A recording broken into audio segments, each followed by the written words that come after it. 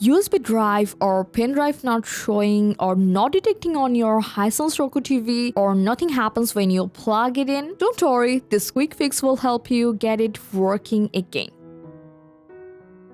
So first thing, you have to check that the USB drive or pen drive you want to connect is working properly and not broken or infected with any virus.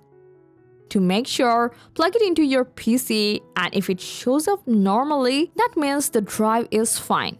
But if it still doesn't work and you are not seeing any pop-up, the issue might be with your drive itself. In that case, plug your pen drive into your PC first and go to this PC and right-click USB drive and then select Format. In the Format windows, if the file system is set to NTFS, that could be why it's not showing on your TV. So change it to exFAT or FAT32, but before formatting, make sure you copy all your files to another folder. I usually copy them to my desktop. And then you have to click Start and confirm with OK. So now you have to wait for the format to complete, and once it's done, copy your files back to the drive. Now plug it back into your TV and you should see the pop-up. Just select Allow to give the TV access. If you see an option to launch Roku Media Player, you can open it right away. And if it doesn't launch, just go back to your home screen and from there, open search and type Roku Media Player, because USB drive need this app to show files properly.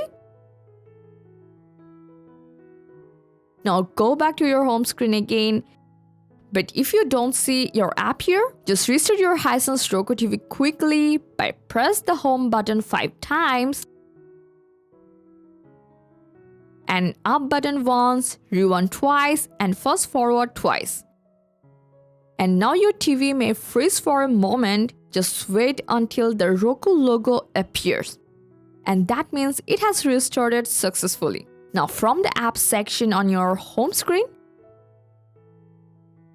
open Roku Media Player and you will see options like all, video, audio, and photo.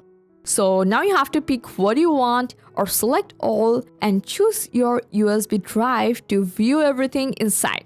But if your USB file doesn't recognize, we have a dedicated video for that. Just check it out if you need more help.